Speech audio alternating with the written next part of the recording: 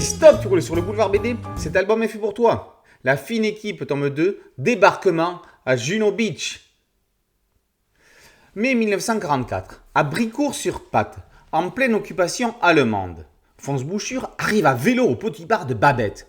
Une voiture percluse de balles façon gruyère est stationnée devant l'établissement. Elle appartient à Diane, une aristocrate pomponnée, et sa petite troupe, dont Loïc, un ami de longue date, costard-cravate, diplomate au Quai d'Orsay. Après quelques verres de pousse d'épine, un nectar local, ce dernier dévoile qu'un événement va se produire le 6 juin en Normandie. Les Alliés s'apprêtent à débarquer.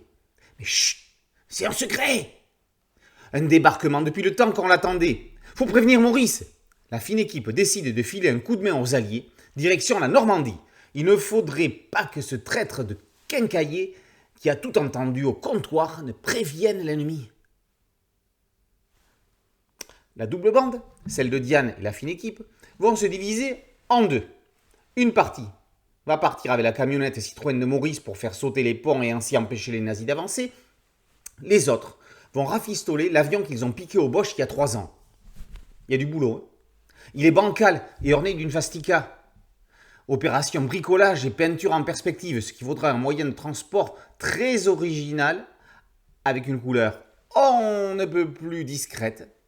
Ceci dit, sans spoiler, puisqu'on le voit en couverture. Fred Coicot et Jean-Christophe Fraissinet poursuivent les aventures des personnages issus du spectacle éponyme de plein air joué chaque année en juin à la ferme théâtre de Bellevue à Villentroy-Favrolles en Berry dans l'Indre. Fresque humoristique sur la résistance. Le scénario, écrit à 4 mains, est mené tambour battant et l'histoire se lie à la vitesse des événements. La lecture s'accélère sans qu'on ne puisse rien y faire.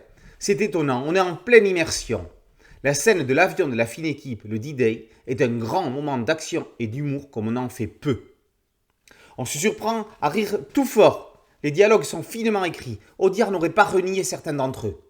L'émotion est également au rendez-vous lorsque la camionnette des dynamiteurs traverse le village dévasté d'Evrecy. Au dessert, Coicot est de ses dessinateurs au style franco-belge de la meilleure époque. Ça pulse. La série est aussi un hommage à de grands films du cinéma français. Quand les plastiqueurs s'occupent de dynamiter les ponts, on ne peut s'empêcher de se remémorer la réplique culte de la 7e compagnie. Le fil rouge sur le bouton rouge, le fil vert sur le bouton vert. Ici, elle n'y est pas, mais les protagonistes ne sont pas tout le temps plus adroits. Quand il est question de bouquet de marguerite, on aperçoit à case suivante Fernandel, et l'a justement nommée Marguerite de la Vache et les prisonniers. Il y a aussi Bourvil, tout droit sorti du mur de l'Atlantique. Clin d'œil également à Charles Trenet, à Roquevoisine, incroyable, ainsi qu'à Benny Hill dans une dynamique et dynamitée scène de poursuite comme on en voyait en fin de chaque épisode sur la musique Yakety Sax de Boots Randolph et James Rich. À présent que la France se libère, on espère que la fine équipe n'a pas fini d'en découdre avec les troupes allemandes. Qui sait, peut-être qu'on les retrouvera quelques mois plus tard à la capitale ou bien en Allemagne au Nid d'Aigle. En attendant, fêtons avec eux les 80 ans du débarquement.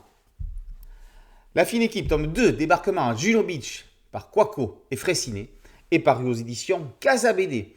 Boulevard BD, c'est un site dédié, un podcast audio et une chaîne YouTube. Merci de liker, de partager et de vous abonner. A très bientôt sur Boulevard BD. Ciao.